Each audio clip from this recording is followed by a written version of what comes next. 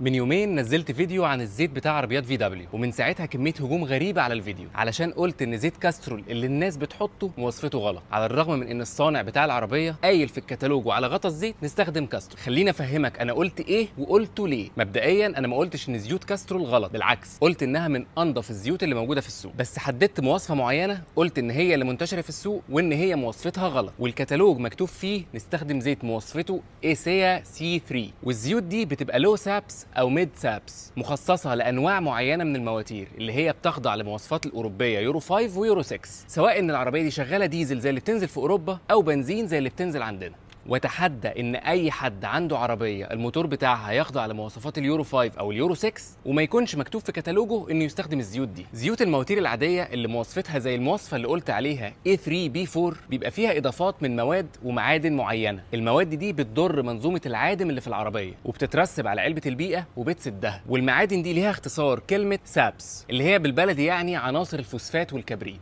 ولازم تستخدم زيوت العناصر دي تكون موجوده فيها بنسب قليله، اللي هي الزيوت اللي عليها مواصفات الايسيا حرف السي. انا ما قلتش ان زيوت كاسترول غلط ولا ان زيوت توتال صح، لان توتال برضو عندها زيوت مش متوافقه مع المواصفه دي مع انها نفس اللزوجه المطلوبه. انا شخصيا بستخدم اي زيت يكون متوفر قدامي، المهم ان هو يكون محقق المواصفه ويكون من مكان وتاجر مضمون ومن شركه معروفه زي كل شركات الزيوت المحترمه.